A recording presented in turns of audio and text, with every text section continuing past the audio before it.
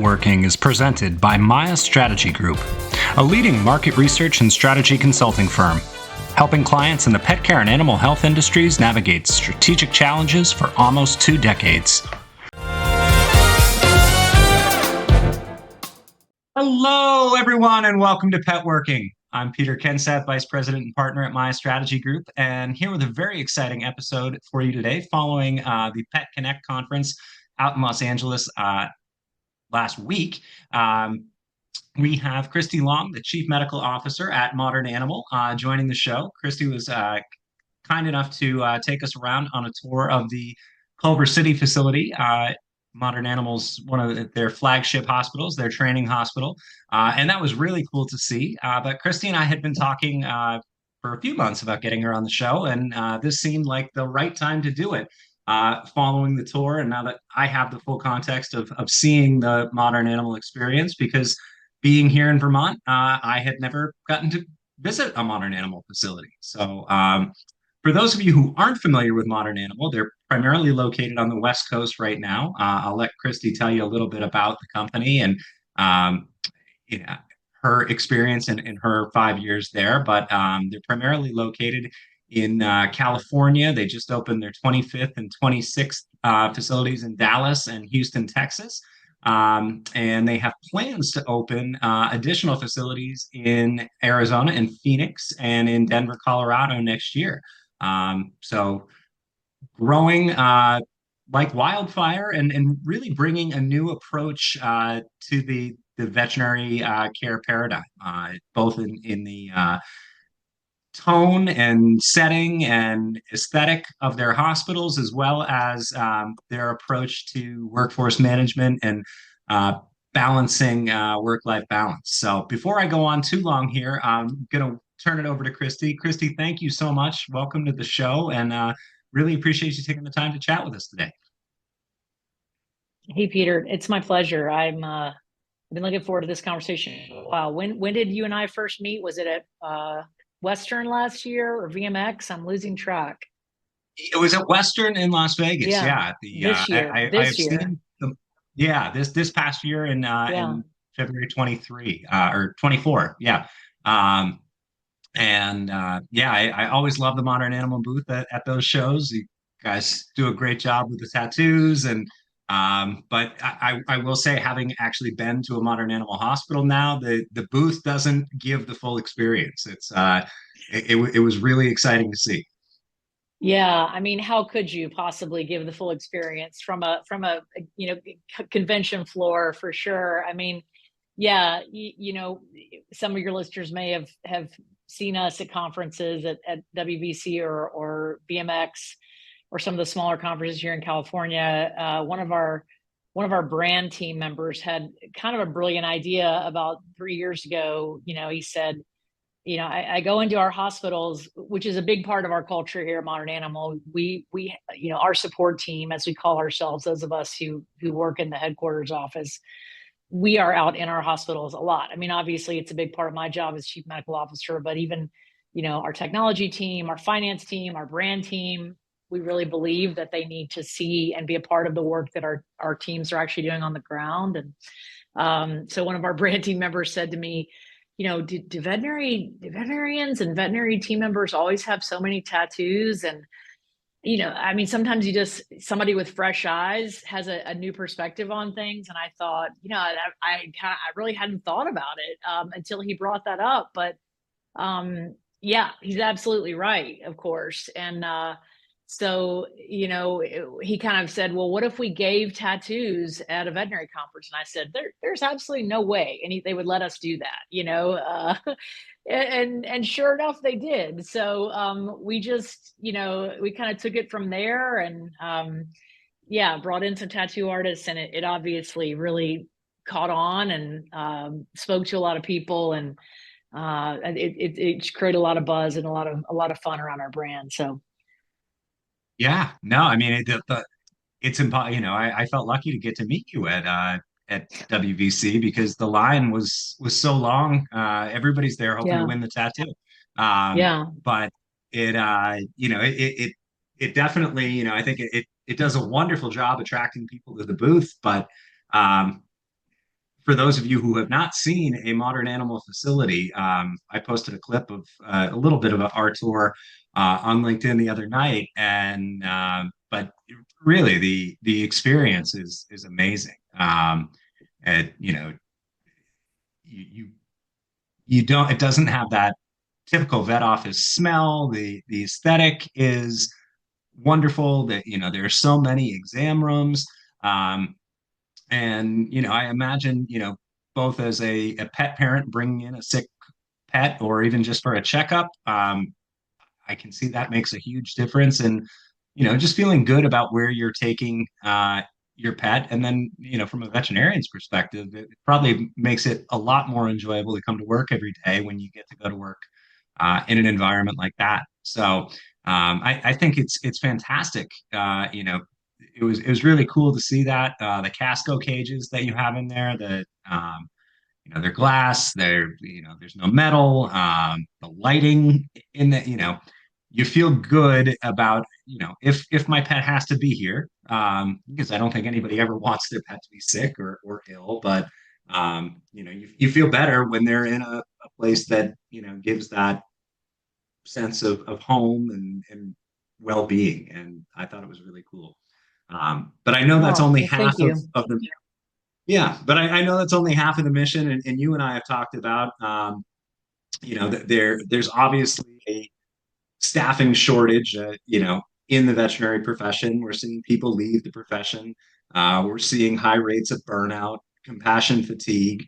Talk to me a little bit about what Modern Animals is doing to change that and how you're attracting current vets or prospective new grads to come and join the Modern Animal community. Yeah, I mean, I think, you know, the big revelation, really that it seems like it should be so obvious, but it isn't immediately in what we're doing, is that this is a people business, right? We are doing what we do for the people, whether it's the people who are, like you say, bringing their pets to us, or the people who are working in the hospital. It is all about creating an environment, whether that's a physical space, a virtual space, an employment experience, a member experience, that is conducive to a more seamless transaction, if you will, right? Not to use too much of a financial word, but at the end of the day, we are selling a service and products associated with that, right? So how can we make that feel better for everybody involved, and the pet too, because it turns out that when the pet is stressed and unhappy in the space, then the owner or the person, as well as the people taking care of the pet, will also feel stressed and unhappy. It just multiplies that effect. And I don't think that's something that a lot of people have thought about widely in veterinary medicine. So for us, that was a big unlock from the beginning. Like, if we create a great place for people to come, then kind of the rest of it will fall into place, and the animals will have good outcomes. So we got started, yeah, six years ago, almost today. Honestly, the company was incorporated. Our CEO and founder, Steve Eidelman, along with his business partner, Ben Jacobs, had both had some success in the pet product world, with a product called Whistle, which a lot of people have heard of. It was one of the Yes. very first, GPS tracking devices. And they started that company. I mean, it's been more than 10 years ago now.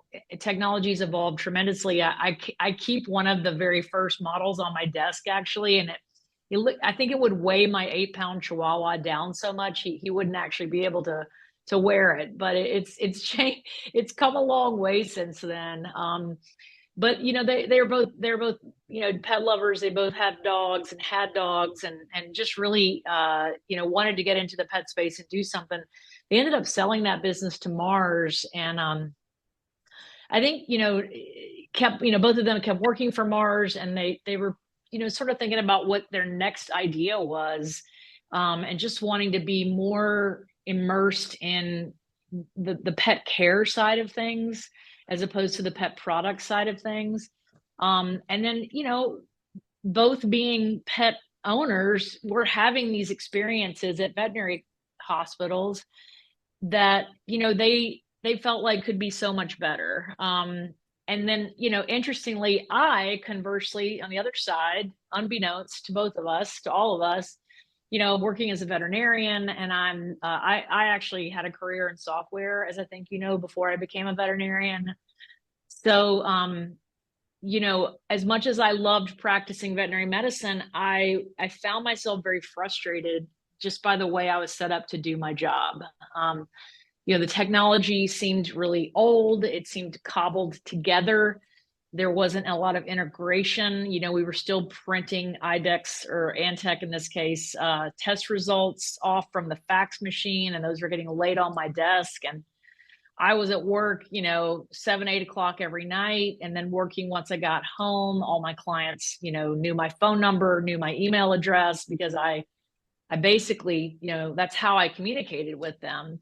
And then I pretty much was available all day long, to take their calls and have conversations with them about things that a lot of times did not require me or my expertise, right? But just creating that availability.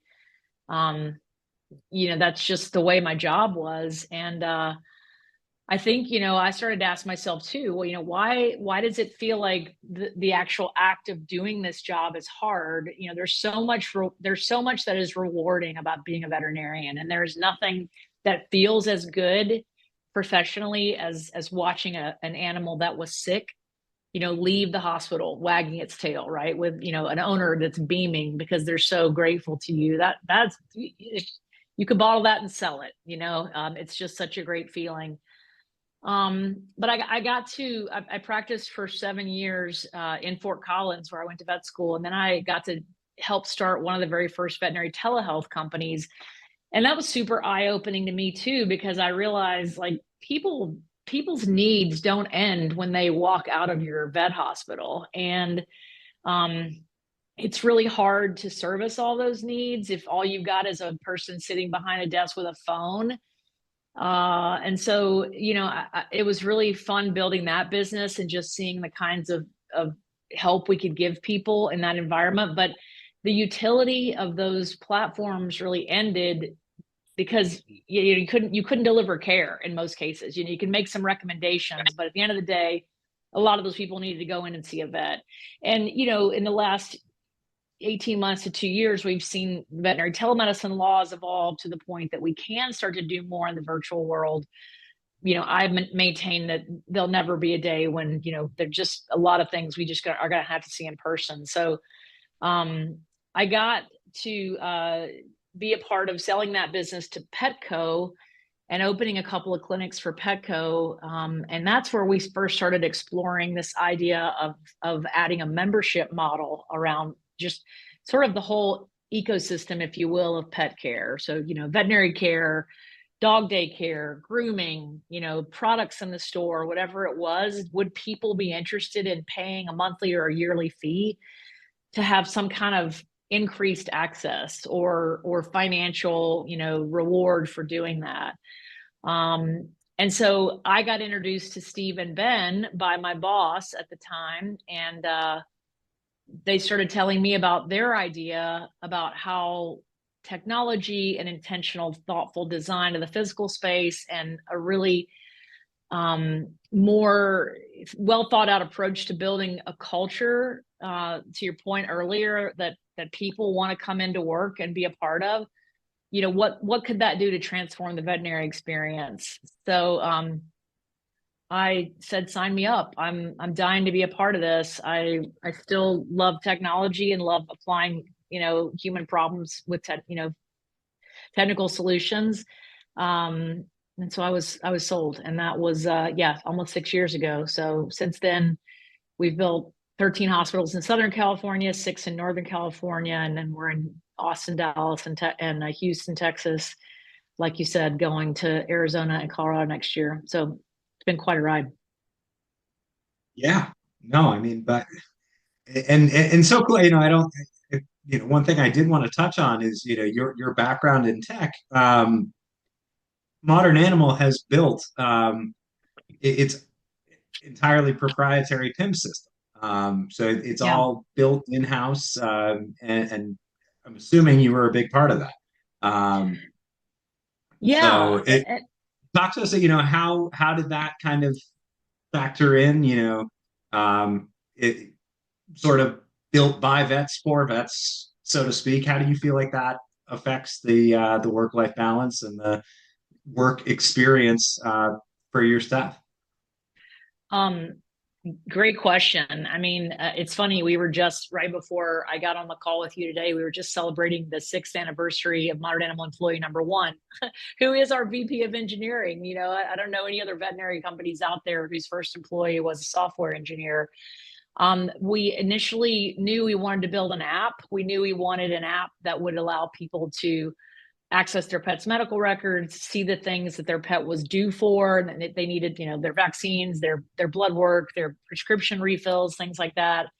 Allow them to book appointments and then communicate with a virtual team 24 hours a day. So that was the first thing we built, and we knew that we wanted an app, and we wanted that to be pretty much the gateway to interacting with us.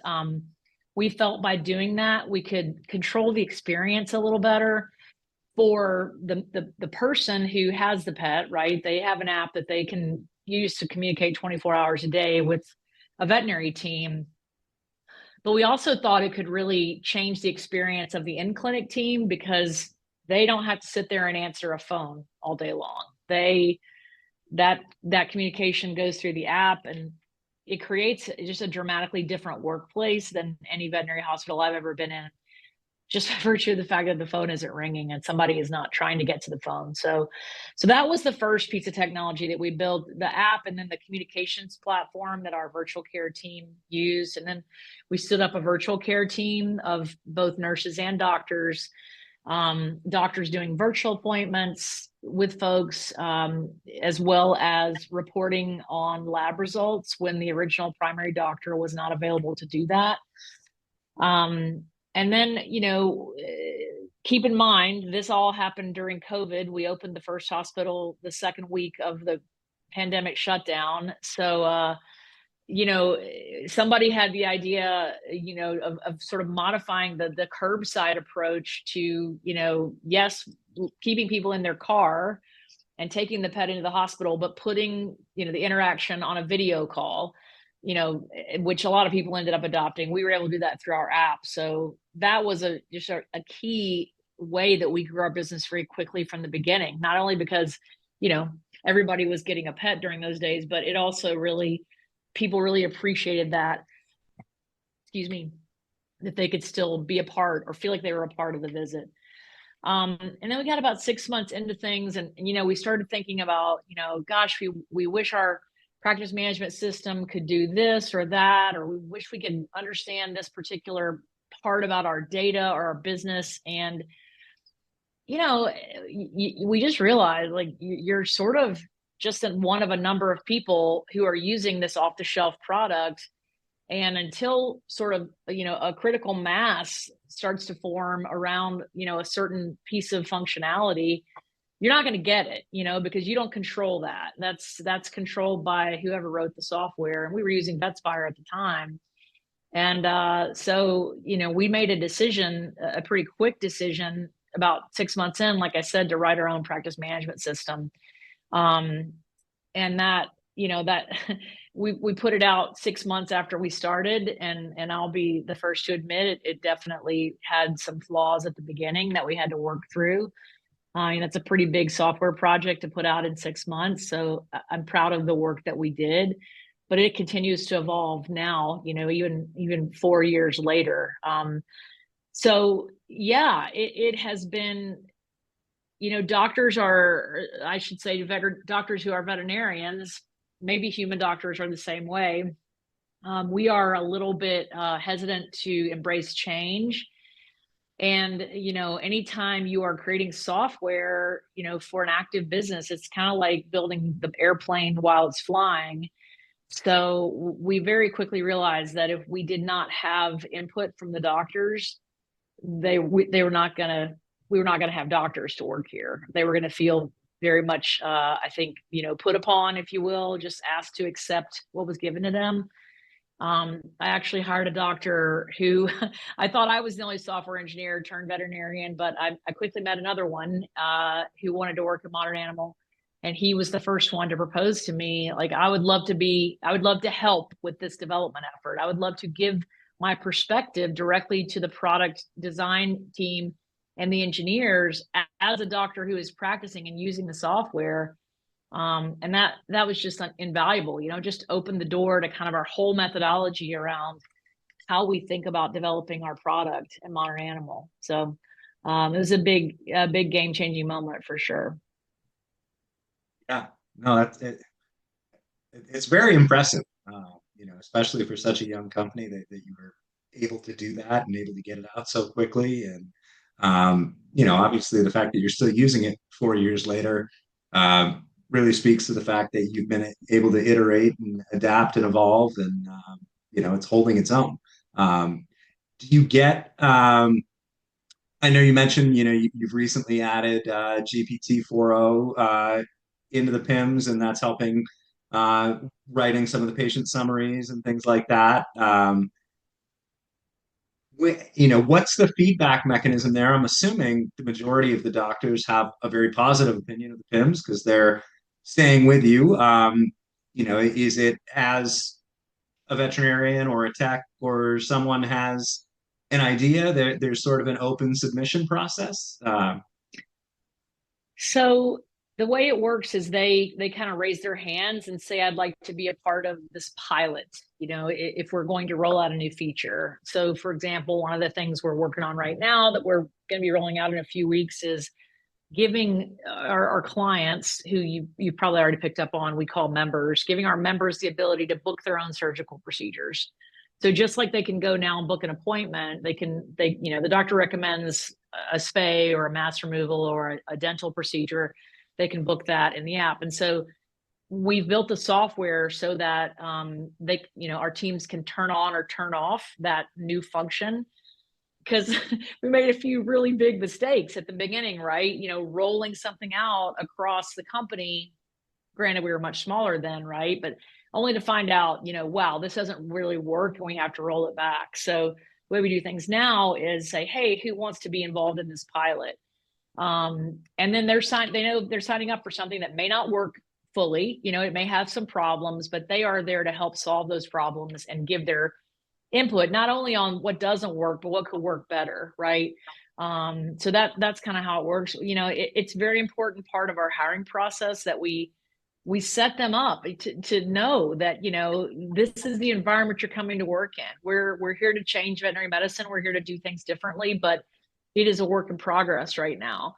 And so I find that that's been universally, for the most part, very well received. People want to be a part of that. They're very excited about being part of that change. With respect to the AI features we put in, I mean,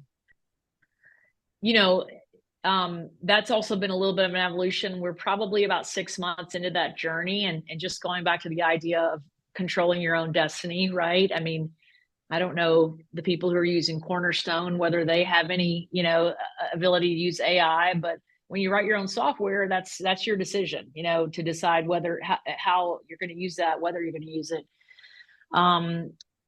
We made a call very early on that we thought that one of the problems that we see when, veterinary clients don't trust their provider is just this kind of communication miss, right? Like, you've probably heard people say, like, I went to the veterinarian. I've definitely heard people say this.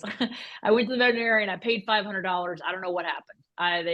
They took some blood from my dog, but I don't know what it said. I don't know what it told them. They said he was fine. So we at the beginning said, if we can make that communication better, and that's part of what we believe still that the app does a really good job at, then we can increase understanding and increase trust and hopefully, get to yes, but, sooner and easier. And just going back to making the job easier for veterinarians. I mean, I know as a veterinarian, I spend a lot of my time every day talking people into doing what I know they need to do to help their pet, right? If I could do that quicker, and it all goes back to trust and your ability to advocate for the animal, right?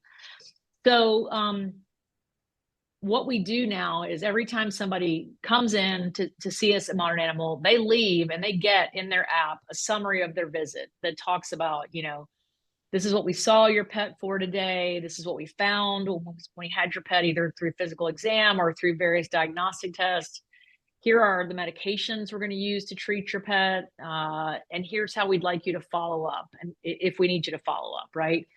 All the things that I would have said to that person, and I'm still going to say it in person, but now they have a record, right, on their phone in their app. Because I can promise you they're going to go home and they're not going to remember everything that was said. So they kind of have two ways, right? They got a 24-hour resource that they can go back and talk to at any time of the day, but they also have that summary delivered in the app. So that's a great idea. But you know what? It takes a lot of time to just sit down and write that, right? You're seeing, 15, 16 patients a day, or you're doing 5 surgeries. That is time consuming. And, it's so mundane to say this now, but none of us became veterinarians to write medical records, right? So that is where a tool like ChatGPT just really shines. And I mean, look, all the information is already there. And that's what ChatGPT does. Given a prompt, right, it can now summarize that information and turn it into language that a client can understand. Does it get it right all the time? No. Do you still have to review what it writes? Absolutely, you do. But you've just saved the veterinarian a lot of time if you can create that, directly from the medical record information that they've already recorded as a result of the interaction. Same goes for lab work. We spend a lot of time reviewing the results of lab work and deciding what we're going to do about it. How can you use AI to also create something that the client can pick up and read and go, oh, I get it. I understand, why, again, going back to that $500 bill, right? Why I paid that $500, what I learned from that, and how that's going to change my pet's care. So that for us right at the beginning was the very obvious use case, for AI. And then other things we've done with AI, with Modern Animal, if you become a member, which 75 to 80% of our clients are members, they pay $199 per year for every pet in their household, and they can come as many times as they want. They never pay an exam fee. So a lot of people come pretty frequently, and we get some pretty complex and detailed medical records from multiple interactions. It can be very daunting as a veterinarian to be, you're about to walk into the exam room and you realize this pet has been in 6 times in the last 2 months. And that you don't want to walk in and basically be like, so what's going on today? The client expects you to know, right? So AI is very good at summarizing the medical record, and that's been a really helpful tool for our doctors to have that also. And then I guess just finally, tools for our virtual team. AI aided triage is very helpful. We talk to many people every day whose dog has diarrhea. So that kind of conversation happens very frequently, and AI can gather a lot of information from the client first before the team member joins the chat. And then that just streamlines things a lot. Very cool. I want to touch on for people who might not be familiar. You mentioned, the membership model, and so it's $199, and that covers your entire household, or is it $199 per pet? It's per pet. Okay. And that covers essentially your exam fees, which, we're here in Los Angeles. Most hospitals charge $70 to $120 per visit. So, it's very nice to know that, that barrier is not there to coming in. I think we see patients probably sooner in the course of their disease. I definitely know people who've waited to come in because they didn't want to pay that or they couldn't pay it. So that, I think, lowers the barrier to care. We also offer a pay-as-you-go option for people who just don't want to, go ahead and sign up for that membership right away. We find about probably 50% of them convert to the membership once they come in and see the value. I mean, the savings are there, like you said, it pays for itself in anywhere from 1.5 to 3 One and a half to visits. two visits. Uh, Yeah, yeah, yeah. exactly. Yeah, and that was I was going to follow on with that. I mean, do you find it sounds like you do. Do you find, that, because you have people who have that, ability to bring their pets in and get checked out regularly, you're better able to kind of head conditions off, before get to a point where they're more complicated to treat, earlier detection, better health outcomes? Are you obviously, 5, 6 years in, maybe the data isn't there yet, but I would guess over time you might see that membership patients show better health outcomes for their pets. That is my life's and career dream, Peter, to, to understand. I believe our pets are having our patients are having better outcomes. One of the questions a couple years ago got asked was, how do you measure medical quality? Because we always talk about, we practice a high standard of care at Modern Animal, and I can say a lot of things around, how we practice pain management during surgical procedures, or every patient has to have blood work before going under anesthesia. I can tell you a lot of those things, but if you're trying to be metrics driven about it, what are the metrics? And I think there's a lot of things you can look at. The industry talks about, patient, anesthetic mortality as one, and we spend a lot of time tracking adverse events at Modern Animal. So how many times did we put 5 capsules in the bottle instead of 7 or whatever it is, right? But at the end of the day, to me, like the North Star, right? We talk about the North Star metric is patient outcomes. Are they better because they came to see us? And there's a subjective component to that, somewhat subjective, right? Does their human think they're better? And then there's like maybe a more objective piece of it. Like, are cats with stage 2 renal failure living longer because they followed our treatment protocol? So we're very early on understanding that part of it, and making sure that we can do the kind of follow-up we need to do with our patients. But that is a big challenge. And I don't think anybody else in the industry knows that either. So I don't think we're behind. It's a very difficult metric to nail down. But at the end of the day, it'd be great. What I'd love to know, do patients live longer because they had a Modern Animal membership? So that is work that we still have to do, and our technology has to support us in that. Yeah.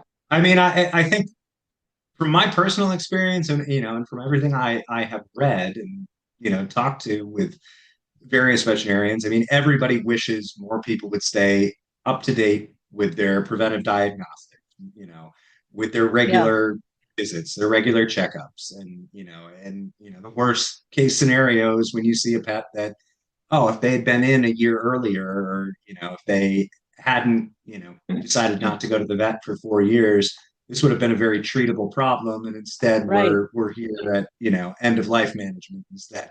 Um, right. and I mean, I know, I mean, with my dog Peony, I said when we got her, I'd never have a dog that I didn't have pet insurance for. And, effectively that takes the place of a membership. But with your model, you can combine pet insurance with a membership model.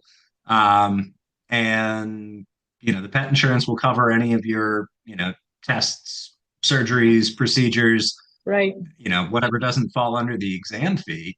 Um, do you find that attract what percentage of your membership has pet insurance? Are you attracting kind of that more conscientious pet parent? I know we're at like 4% adoption of pet insurance nationally. Where does Modern Animals clientele stack up? Wow, is it that low? I had thought it was Yeah. 10% last time I looked at it. That's crazy.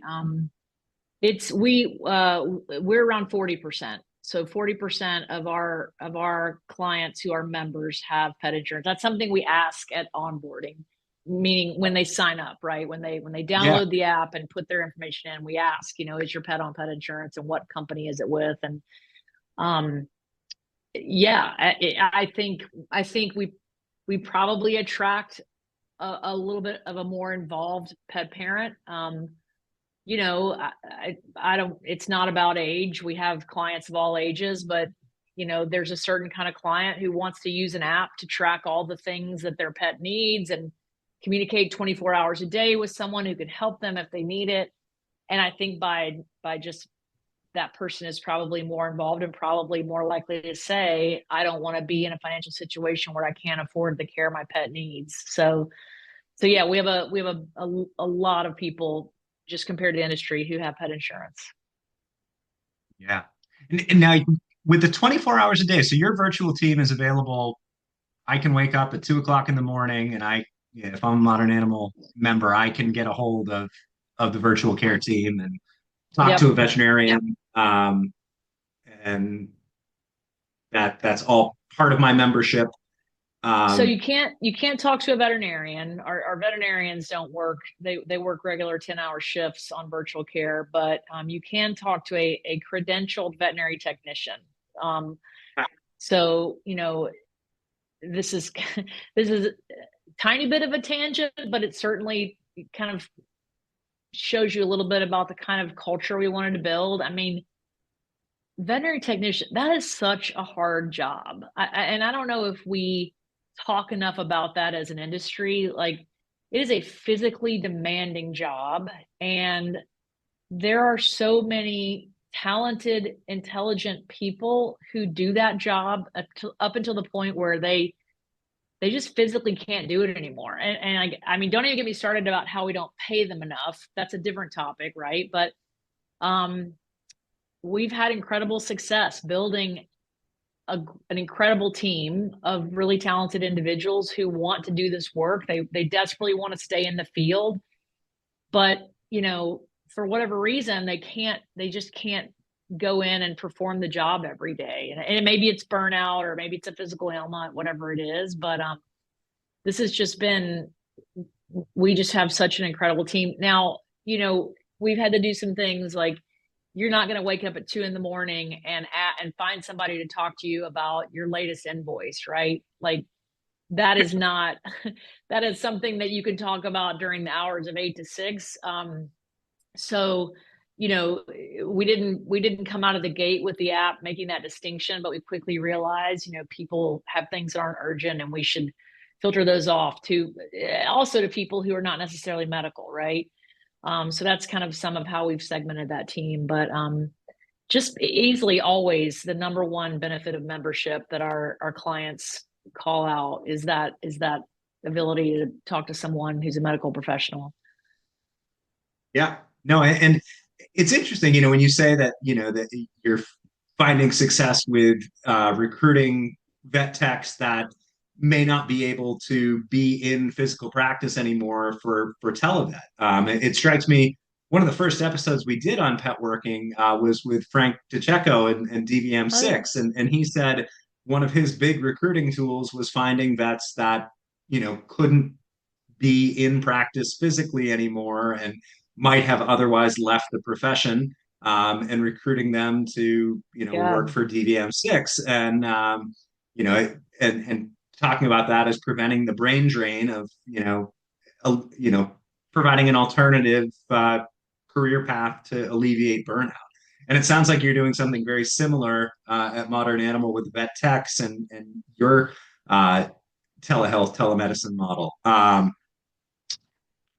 curious, Christy, do you get a I know when I talked to Frank, one of the differentiators for him was that he would pitch DVM6 as a relief vet option to clinics, and he would partner with clinics to get around VCPR, because they're on the app and they are members of Modern Animal. Do you have fewer VCPR restrictions with the virtual component of the membership model?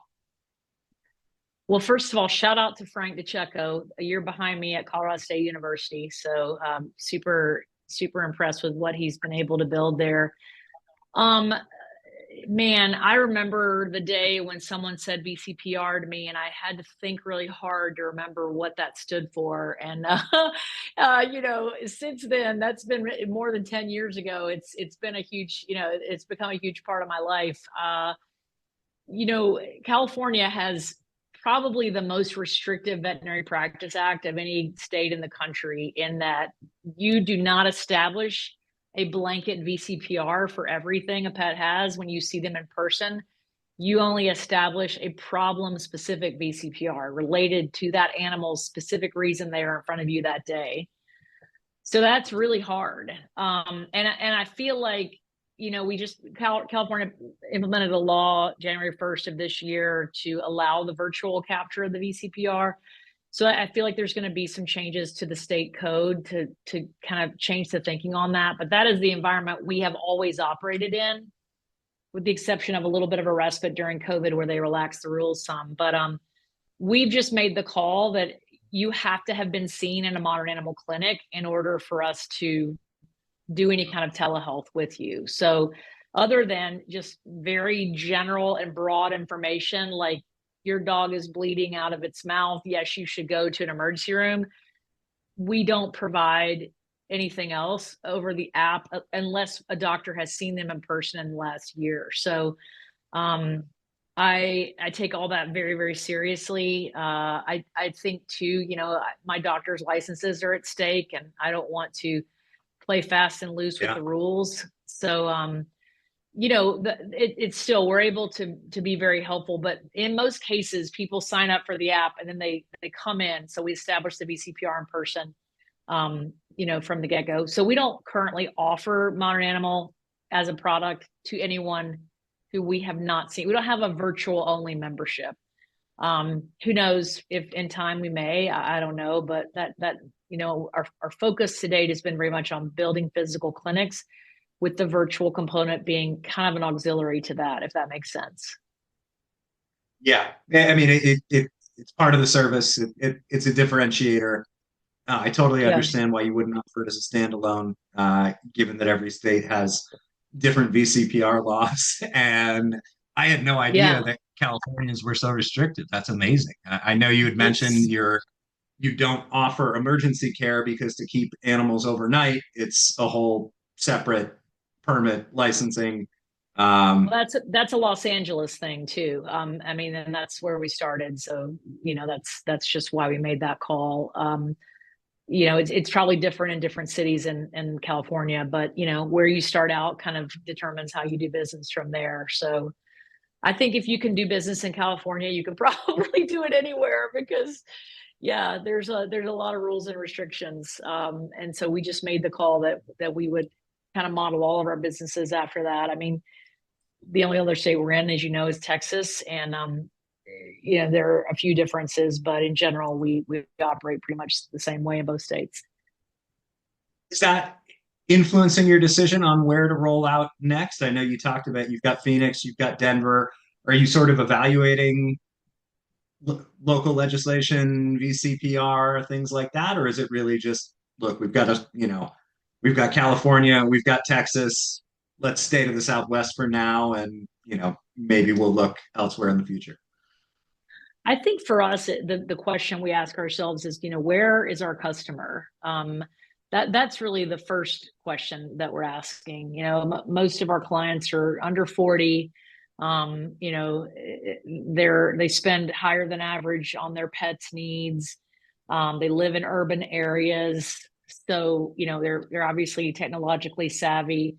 So that for us is the big question we ask first. I mean, I'm the member of I'm on the board of the Veterinary Virtual Care Association, so I'm pretty close with how all the states do it, and California has to date been the most restrictive until the law was passed at the beginning of this year. So, I don't feel like any of the states as they currently exist. Texas now holds the crown for being the most restrictive, and that's starting to crumble a little bit too for them down there. So it won't stop us from going somewhere if we feel like our clients are there.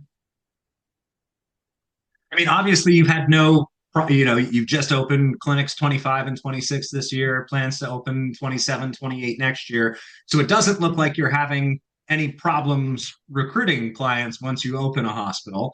Are you having problems recruiting vets, or what would you say is the bigger challenge when you're looking to open a new clinic? Is it, you're going to have clientele once you open, once you cut the ribbon? You Are you seeing good demand and good supply of veterinarians as well? Oh man, such a good question. Which is harder, clients or veterinarians? I mean, there is always a period of time where we have to gain mind share in a new area. In LA, we can open a new clinic in this area, and it will be full. It will be fully booked almost immediately. We have so much mind share here, and just word of mouth since we first started the company. Google and Yelp, for everything that they are, have been a big part of kind of spreading the word of Modern Animal. We in Texas, nobody had heard of us, so, and that's doctors and clients. So we had to work really hard to make sure people knew who we were. And so that means, from a recruiting side, that means going to local conferences, obviously reaching out directly to doctors as needed. They're both hard jobs and both different jobs in terms of, how you attract clients versus veterinarians. But it's, at some point, it's all about kind of brand recognition. You saw us giving tattoos at Western. I mean, a lot of the people who got tattoos don't live anywhere close to a Modern Animal, but they're going to go talk about that. They're going to tell their friends, I found that company that gave me a tattoo for free. And that's a little bit of a longer game, but it's all part of the strategy. Well, I know if you ever want to open a clinic, and I've told you this in Vermont, I will happily sign up. So, and not that I don't love my vet here, but I probably just encourage her to work for you. Uh, There you go. I love that idea. I have a dear uh, friend who's a veterinary oncologist in Vermont, and I'd love to be there. yeah, no, I mean it seems you've been very thoughtful, and I'm at, you hear it. We haven't explicitly said it, but I think the things like having that virtual care team, having the AI, you've really taken away a lot of the things that I think probably contribute to the burnout and compassion fatigue. In that you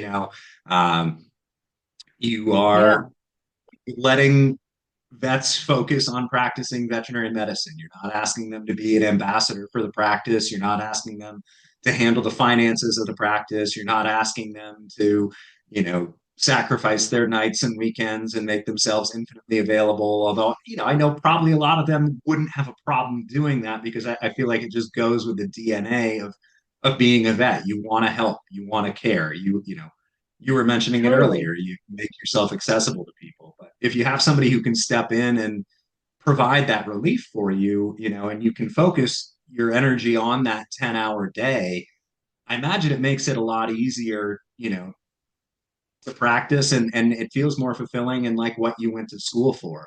And the other half of it, I think, with the membership model, you're probably seeing patients more frequently. So, obviously you can't prevent all, uh, you know, tragic medical outcomes, but you're probably seeing a lot less cases of economic euthanasia or preventable euthanasia where, that we know that contributes to compassion fatigue Absolutely. and burnout as well.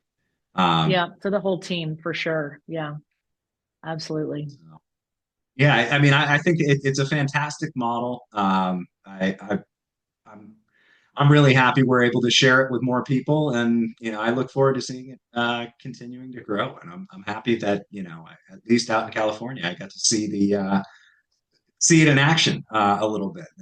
Um, Definitely, again, I'll be waiting out here in Vermont when when if you guys finally make it out this way. You'll be the first to know for sure. Great. Well, Christy, thank you so much for taking the time to join us today, and share more about Modern Animal, and talk about the issues that you guys are addressing in veterinary medicine and how you're moving the industry forward. I think it's really cool. Um, I'm Peter Kenseth with Pet Working, everybody, and on behalf of Christie Long, Chief Medical Officer at Modern Animal, thank you for joining us for another episode, and we look forward to talking to you all again soon.